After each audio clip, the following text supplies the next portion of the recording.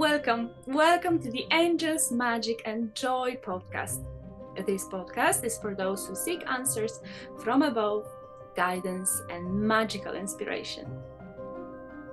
Immerse yourself in the realms of magic, angels, fairies, unicorns, dragons, and so much more. I'm Kirsty Jandrell, and I'm delighted to be here with you today. And I am Kate Latchfeld.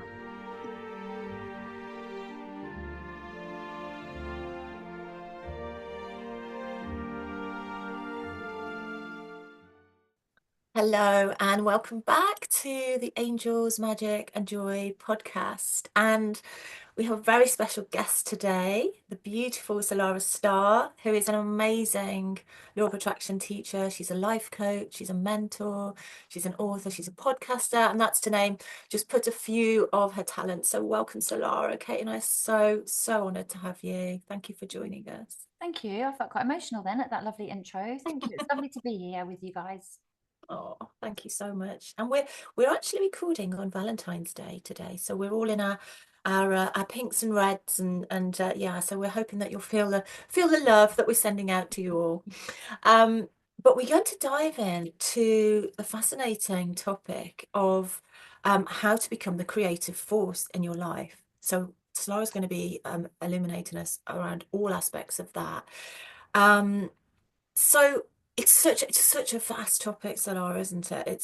It's really big. So maybe we could start, if you wouldn't mind, by looking at the process of, you're obviously a law of attraction teacher, so you're an expert really in manifestation. Can you talk to me and Kate and our audience a little bit about the process of conscious manifestation, please, and what that means? Yeah, of course. It like you say, it's such a vast subject. Like having done this for over 20 years now, I can't believe I'm even saying that out loud. But I realize it's not just as simple as, what some of the kind of books and YouTube videos kind of lead us to believe, which is a great place to start, don't get me wrong, but it's kind of sent me on a mission to like figure out the formula, like how can we really make this work for us? So, I love helping people understand the deeper layers, specifically at the moment around why they're not getting the results that they want. Whether it is in manifestation, but all areas, relationships, personal growth, financial health, whatever it might be. So I'm really interested in that kind of inner saboteur, the hidden fears and the subconscious patterns that actually block people from receiving what they want, and exploring shadow work. And it's positive and it's negative, although I don't believe in negative in that term, but just for purpose of illustration. And the energy that we're manifesting from, because fear can be a real cheeky, tricky energy to send down the kind of energetic signature of manifestations, and it can create a lot of trouble in us kind of getting what it is that we want. So yeah, I love the way you said this kind of fascinating and vast subject. Now let's look at, first of all, if I can kind of go backwards to go forward. So before we talk about the kind of conscious manifestation, we need to look at really what's going on unconsciously. Manifestation, annoyingly, is not just about thinking positively. It's not that kind of happy, clappy Pollyanna and just visualizing what it is that we want, although that would be great, right? It is multifaceted. It's like this huge, rich tapestry of conversations. And it's about understanding the deeper kind of unseen energy that we're creating from. So a lot of the time we don't really realize that we're not really manifesting. Well, we kind of are. We're not really truly manifesting what we want. We're just trying to avoid something that we fear. So for many years, I thought that I was creating something new and I was getting results, don't get me wrong.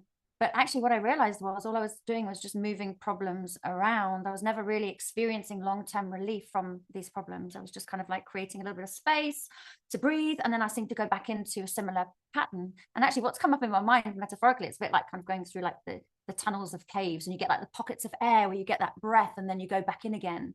And it just seemed to kind of repeat, and I was struggling to move forward. So getting now to what true manifesting is, the way I currently see it, and that will change as I change and evolve, but it's about recognizing true manifesting comes from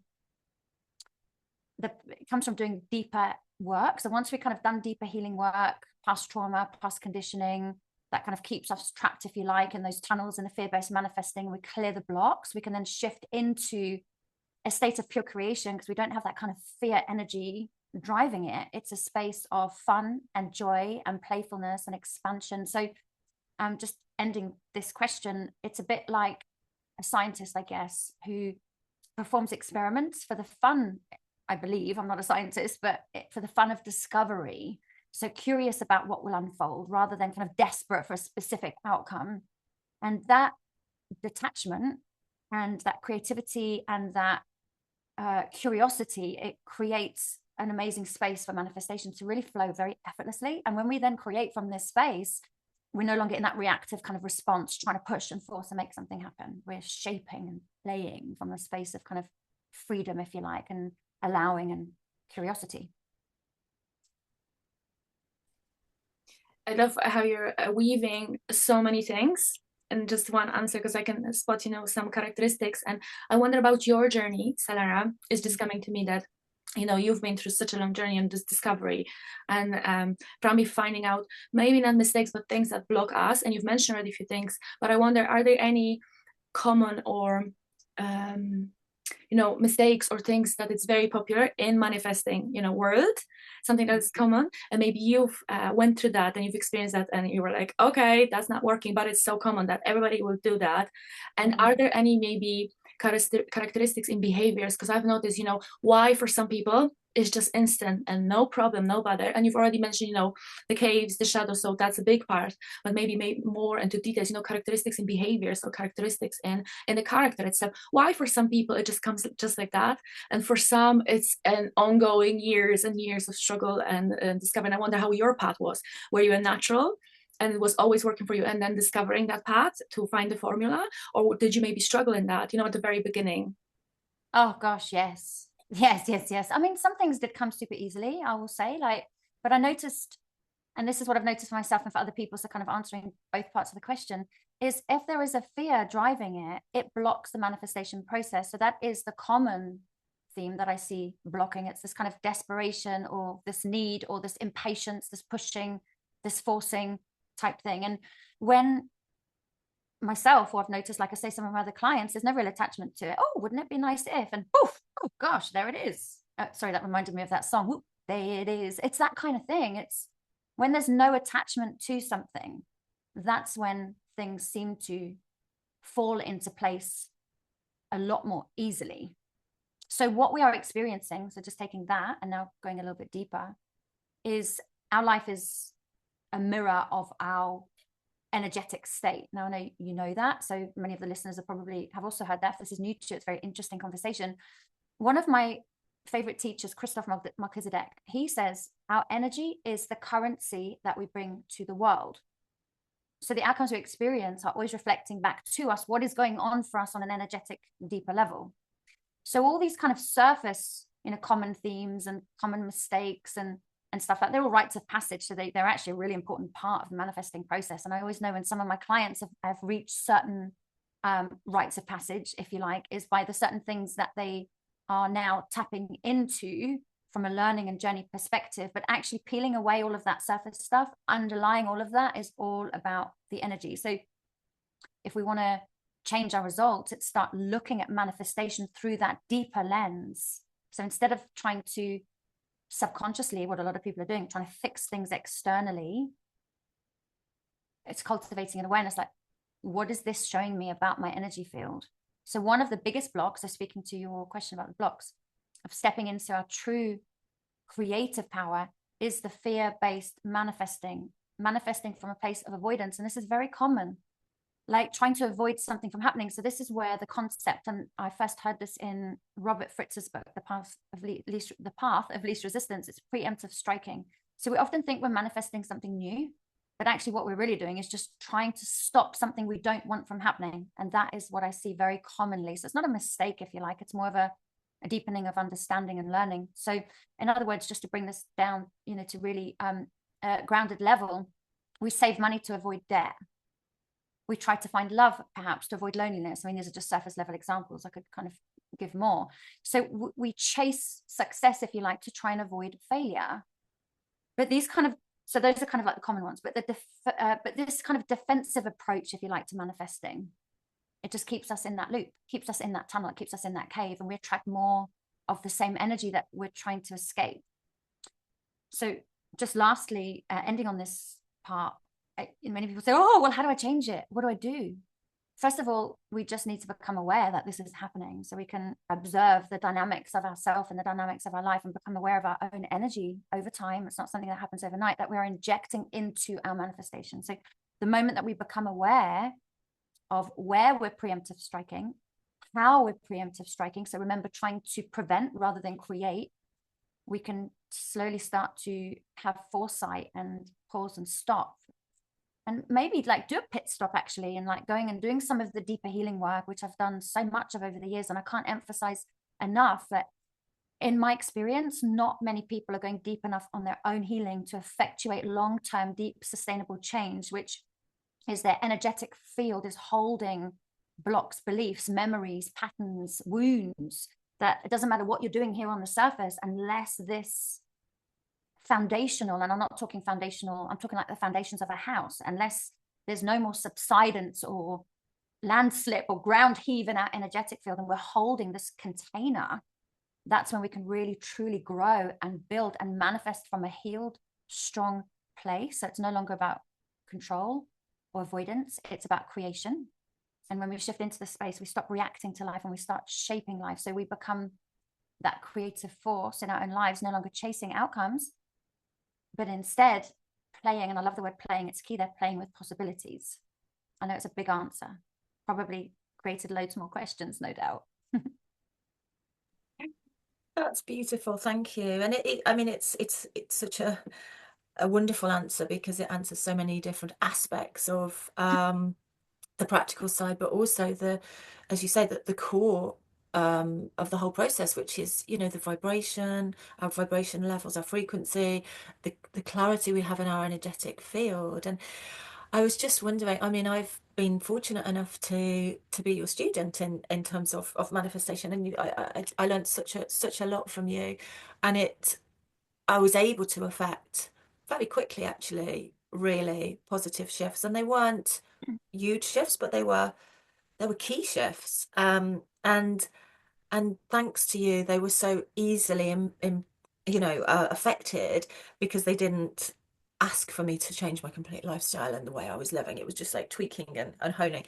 So I wondered if you could share perhaps just a couple of techniques that perhaps people could take away. And obviously, you know, we've talked about doing healing work and the fundamentals, but maybe just one or two little tips that you could perhaps share with people that they might, you know, take away and implement into their daily lives to be able to try and tweak that straight away. I love that. And I really love the way that you mentioned about the small shifts. And actually the small shifts are the ones that create the most long-term change. Some people want these big shifts, and you know, they are just an illusion. Energetically, we need to be able to hold the energy of what we are calling in. And if we call something in before we're ready to hold it, it becomes very troublesome. It's what I call a diseased manifestation. And a diseased manifestation causes more stress than it's worth. So I'm loving that you're mentioning about these small shifts. And I think that's a very important piece of information and wisdom. That's, you know, we kind of learn, I guess, in some respects. I had to learn that the hard way, having called something in that my energy field wasn't really ready to hold. And it was very, very troublesome. But speaking to the kind of tips, there's a lot. Obviously, the one is definitely do the deeper work. That's very important. Look at the mirror of your own life and what it is showing you and where you need to go in order to grow. And if you struggle looking at that mirror and interpreting what you are being shown, because sometimes it's hard when you're in the level of that created the mirror and emotionally attached and connected to what you're seeing. It's quite hard to see that. That's why coaches, mentors, whatever it might be, are very useful to help interpret that and make the journey a little bit easier and quicker. So I would say that's probably tip number one, is use your life as the mirror, and then seek help, definitely, if it's something that you're struggling to move forward from. I think that's very, very important. It's like Einstein said, a problem can't be solved at the same level of thinking that created it. So if we created the problem, we're not going to be able to solve it. So we do need help and expansion of consciousness in order to do that. There is another tip that's coming into my mind of acceptance, actually. Now, this is not necessarily a practical, grounded journal pen tip, but it's accepting where you are right now. Because what a lot of people are doing, and you know, I was definitely one of them, is, you know, like, oh, just pretending, oh, that's not really happening, not really paying attention to, you know, what is really going on right now and what has been. And almost, I guess, in some respects, living in denial of the truth of something, of where it is. But actually, when we are honest with ourselves, we can then really begin to do some very serious work. And when we're truthful about where we are in our reality right now and accept that this is where I am, we can build from there. But many of us, we're not truthful about what is going on, which means we don't have a solid foundation that we can now begin to build from. So acceptance is absolutely key. And then when we go through that, that's not something easy either, by the way, that we can just connect to. It's a willingness to learn the art of acceptance as well, which that in itself is a journey. So when we are able to go, actually, you know what, I can accept that this is either my relationship, you know, struggles right now or challenges. This is my financial challenges. You know, this is where I'm at right now. And, you know, I'm willing to go through a process of accepting that and building from that. We have, like I said, that strong platform we can build from. And now we can start to ask ourselves questions. What is it that I want to create? Now, it's not necessarily, you've got to bear in mind now that we're not preemptive striking on that answer. That's very important. And you can check in with somebody who's used to doing this work, who can help. You know, am I preemptive striking here? If you are, pit stop. If you're not, you'll know you're not, because you don't really care if what you want happens or not. It's, I think it's Alexia Chilin, that song. I know you're familiar with it. I'm allowing everything to just be as it comes to me. I'm shining brightly. And what that is basically, it's a space of allowing where what is mine by divine right will come to me. What isn't mine will go by me. And either way, I'm okay with that, because if it goes by me, it wasn't for me. And if that's a disease manifestation, if I try and make something that's not mine, but then it creates that space and that openness and that playfulness, that what is mine, it is for me. And then there's a cleaner and a clear energy with that. So then focusing, well, what is it that I do want rather than what I don't want, as we know is an important basic concept of the law of attraction. But if I'm in that space of this playful bubble, and I'm no longer preemptive striking, I'm no longer in the tunnel where every now and then I have to get some relief and go back in again. I'm in the space of, I'm out of the tunnel, and it's like, right, it's playtime with that scientist that I've been speaking about. What is it that I want to create? You know, like, what is it that my soul wishes to birth, to create, to play with? And there's no attachment. If something doesn't go your way, it's like, oh, that's fun and that's interesting. Okay, well, that didn't work. Won't do it that way. Let me try it this way. So that's kind of like a very long answer to your question. And that's kind of like a few things in there. But that's where I would say, if we're going to approach this from or through the lens of pure creative force rather than the preemptive striking manifesting. Thank you so much. I love that. And again, I would ask another 100 more questions based on that. But Yeah, I picked up another one. Yeah. You keep opening more and more doors, Sarah. But something that came to my mind, I think last year, something that I've discovered is, you know, manifesting, how it differs in the masculine and feminine energy, and the whole concept and the whole, you know, the masculine and feminine within us, navigating through different, you know, perspective, and how it works for us, maybe as women and maybe as men as well. So Salarah, from your perspective, how does it differ, you know, masculine, feminine, and how can we bring that in a harmony? Or what are the, you know, key words here within the, you know, masculine and feminine world of manifestation, and how this can affect us? You know, if you've mentioned toxic manifestation, I like to say it's like trying to run before learning to crawl. And I see that also in the healing world, that sometimes people, they want to already be amazing healers, bring those energies, but they didn't harness that energy within them, and they just can't hold it. And I love how you're, you know, we're always talking about the same thing, but it's always in a different world. It's absolutely fascinating too, because I've never think of that in a manner of, you know, manifesting. So coming back, masculine and feminine energy, how does that affect and how does it differ, Salarah? Oh, I get so excited about this subject. It's something that I've been had a keen interest in from a manifestation perspective for quite a long time now. So thank you for bringing this forward. And I think this is probably one of the most important questions we can ask ourselves at some point on the journey. There are many, but it works best when we actually understand the balance of these energies, of this masculine and this feminine, because we all carry both. Some of us, we have our core energy, but we may operate from our of its opposite, if you like. So for example, I'm a very feminine energy, but for a long time I was forced into that kind of masculine for survival. So each of us carries both. It's not necessarily that might be our core that we're operating in those. It's probably going to raise another 100 questions, so we'll just leave that branch there. So it's not about gender as well. I think this is important to mention, as you already know. It's how these energies interact, which is the important conversation. So the masculine energy is, the way I see it, a bit like a riverbed. It provides the structure. it provides the stability, and it provides containment. And the feminine energy is a bit like the river. It flows, it moves, it creates, it kind of splashes, it creates and carves new pathways, if you like, over time. So the river bed does not control the river, but it holds it in the way that allows the river to flow freely. So when our inner masculine is strong, it creates that stable foundation for that feminine to move with this freedom, this creativity, and this ease. And the feminine energy is the manifesting force. It's the most powerful. It's magnetic, it's creative, it's playful, it's expansive, it's intuitive. But without a solid container, it can be really chaotic and scattered. And on the other hand, if the masculine energy is too rigid or controlling or weak, then there's either too much control, which can stifle creativity, or not enough direction, which then leads to instability. I mean, it leads to loads of different things, but just to kind of narrow it down. And this, to me, is where polarity comes in. So masculine and feminine energies, they naturally attract, so much like a magnet.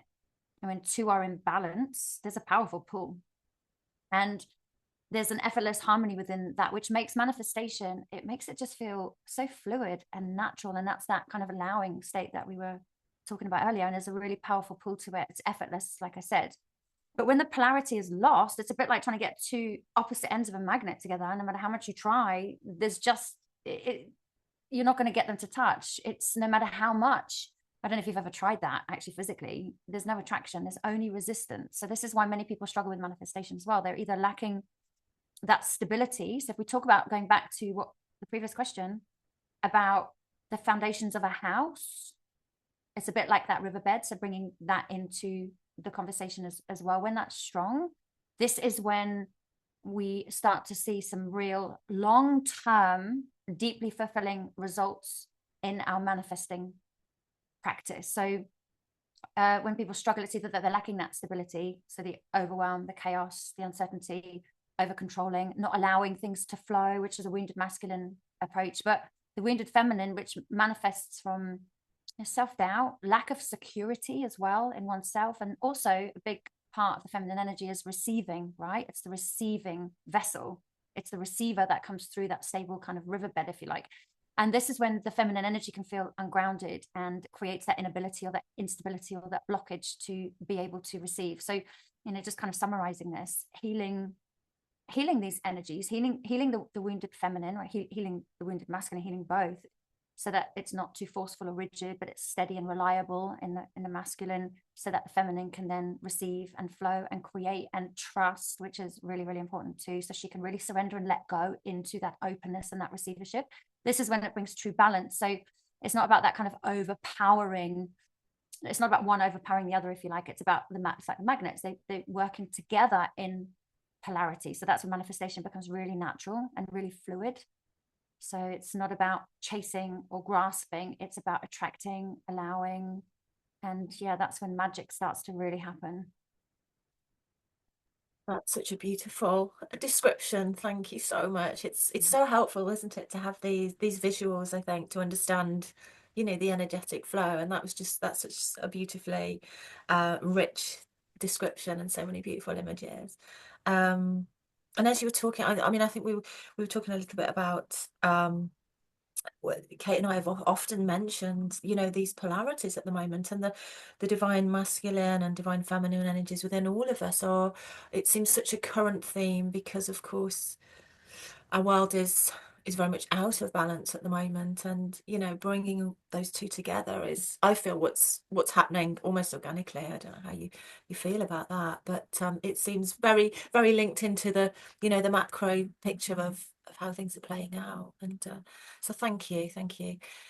And Salarah, we mentioned briefly, we kind of skirted around it a little bit, shadow work, we mentioned it, but I mean, it is fundamental, as you brought up earlier, to us being able to create from that space of, wholeness and an emptiness, really, but that sort of fertile ground from which to sort of manifest. So can you sort of talk a little bit more about the really important role that shadow work has in affecting this ability of ours to create from this pure and powerful space, please. Yeah, of course. And yeah, as you're speaking, it's also reminding me that shadow work isn't just about healing the wounded. Yes, it's important, and it's important to go there in order to clear, but also we have so much of our gifts and our talent in the shadow that can't come out until space has been made for that too. So it's also about striking that balance of, you know, what part of my light is in that shadow too. So it's not just about what part of my dark is there, it's what part of my light is there. And you know, I think sometimes we lose balance with that journey as well. Like many people just go on this infinite quest of healing, like constantly focusing on the wounds and the pain, but actually there's a lot of power as well in, you know, the expanding from the shadow too. So shadow work, I think it helps us to face both those hidden parts of ourselves, which are both equally as important, bringing awareness then to the healing of, you know, unconscious beliefs, the fears that are driving that on a surface level, pushing and forcing, but also stopping us connecting from those the deeper gifts that we have. But going to the shadow side of it, the deeper healing, when we do this work, we release the kind of energetic weight of some of those wounds and the patterns, so that we're more able to step more into an aligned and more present space. So no longer creating from fear or defense, create space for the other aspects of ourselves to come out of the shadows as well, of course. And then instead, we can then, once we do more of the deeper healing work, we can create from that space of, as I said, authenticity, which is really important, integrity, honesty, power, pure desire, where we're not clinging to specific outcomes, we're simply enjoying the creative process. And by integrating some of this shadow, like I said, in the positive and the negative, although I don't like to label as such, but for purpose of illustration, we allow ourselves to be more, or we create an opportunity rather than allowing ourselves to be more whole. And of course, in turn, then tapping more into that creative power. So it's a bit like clearing the debris, if you like, that's been blocking the path, so that our manifestations can reflect who we truly are and who we truly want to become. And that takes me to another branch. It's not really about creating someone of who we want to become. We are already all of that. We're just buried beneath some of these patterns and these programs. All we're really doing is taking away some of the outer defenses, if you like, outer structures that have been created through fears, society, wounds, whatever it might be, to reveal the light that is already there inside of us. So it's not necessarily about who we are becoming, because we are already that. It's about who we are unbecoming, so that we can be and reveal who we already are.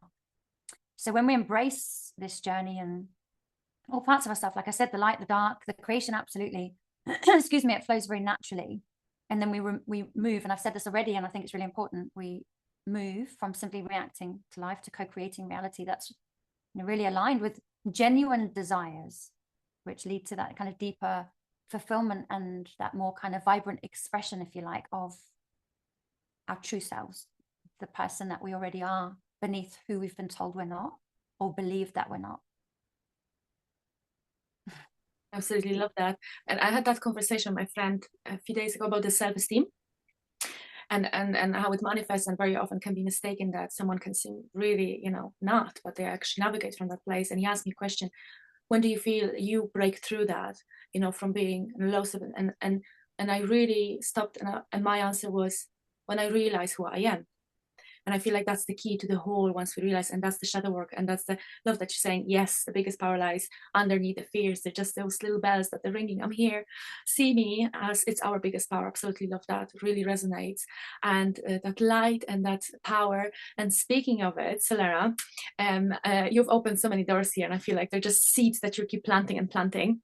But one question that we love to ask of Kirsty, because I always, I believe from my experience, I've noticed that when someone shared their stories, it opened kind of for me, and then I've started noticing in my reality, right? Your most maybe magical or maybe angelical story, or maybe, you know, I love manifesting stories, okay? Because it always comes in such a maybe tricky or unexpected way. Every each time, I love those stories, and I'm sure you have like hundreds or thousands of them, but maybe one that comes to your mind, maybe, you know, from your journey that you would like to share, the most maybe profound, I know it's a big word, but something that comes to your mind, and when it had that maybe transformative role on your path as well. Yeah, that's such a big question. It's great because, like, as you're saying that, I have so many like whizzing through my mind, which is great. It's like, how do I call and hone in on one? Like, you know, I've had the most profound angelic experience, manifestations wise. I've manifested some really incredible things. I think probably I could speak to where I am right now rather than giving loads of past experiences, which I can very effortlessly on many different subjects, the things that have manifested. Actually, my biggest manifestation is where I am in my life right now. This is mind blowing because this feels like it's cleaner, it's purer, it's come from hard work, it's come from a lot of effort and a lot of deep healing and willingness to look at myself and breaking down old structures of who I believed and told I was, and more of my light is shining through, which becomes this natural attracting force. And I would say where I am right now is the biggest, the most profound, the most joyous. And if I was to summarize that, is I have a relationship with an incredible man who has changed my life in that, mirroring to me what a true masculine energy is. And even though we've grown together in that container and it wasn't something we both came together on, it was immediately that we've grown in a way, it's shown me just how beautiful a relationship can be.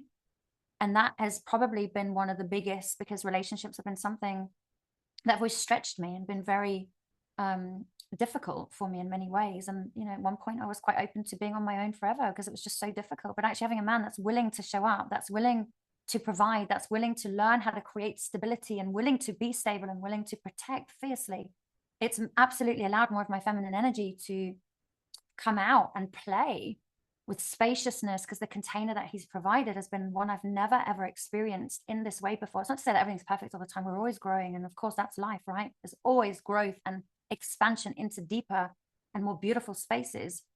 But like, definitely, like if I look at my life now, back years ago I would have written in my journal, I want space to be able to get up, have nice slow mornings, to be able to, you know, just take care of my health and create and do the things that I love and work with the people that I enjoy and have a garden and wildlife and whatever it might be, and just to feel that sense of freedom and health, because health was a massive journey for me. I was very, very sick in 2015. I couldn't walk. I had a hip replacement. I was so bad. I was in a very bad way. So health, and I'm looking at myself now, I'm the healthiest I've ever been.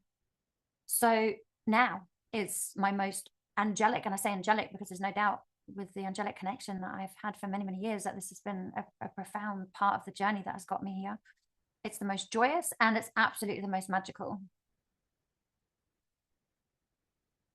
So I just feel the I just feel that the joy and the pure, the I don't want to say bliss, but the just, yeah, the just enthusiasm for where you are now. And yeah, I'm just so grateful that you've shared that with us and with our listeners, because it's, you know, as you say, it's not just something that's happened overnight, you know, it's been a lifetime's work.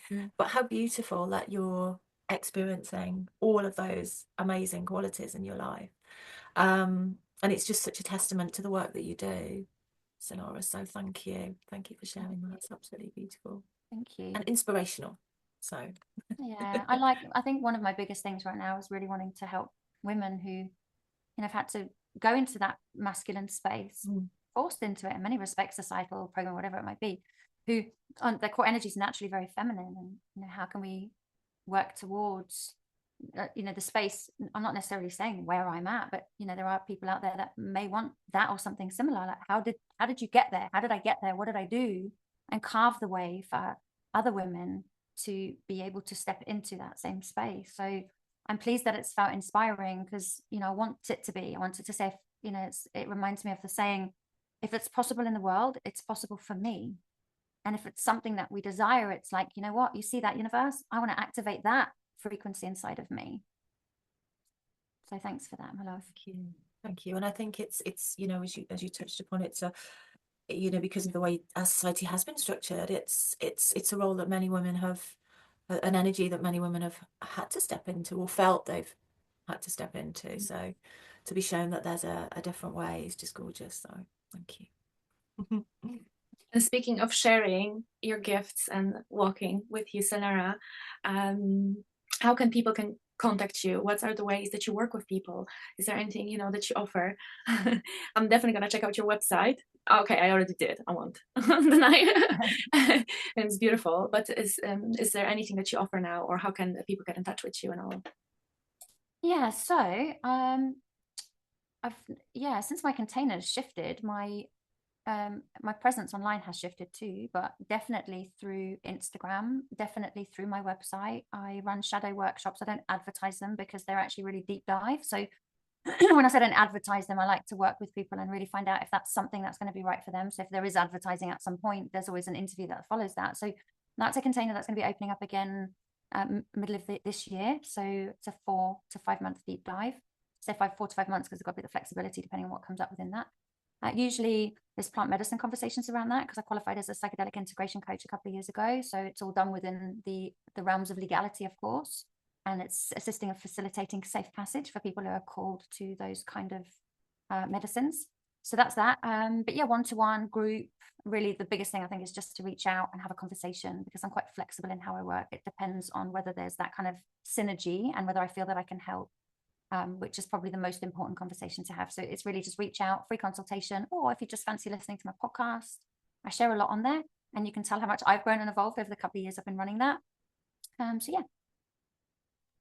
Oh, thank you so many ways. And your podcast is amazing. It's Manifesting Made Easy, isn't it? It's beautiful. It's so jam-packed full of wisdom and inspiration. So thank you. It's been an absolute joy to have you. As always. Thank you for inviting me. It's been really lovely to be with you both. Thank you so much for joining, and I hope maybe you're going to come back for part 2 to finish all of those open seats and doors. Yeah. Thank you so much, Salarah. Thank you. Thank you from the bottom of my heart. Thank you. Bye. Have a beautiful day, everybody, and we will see you again soon. Much love.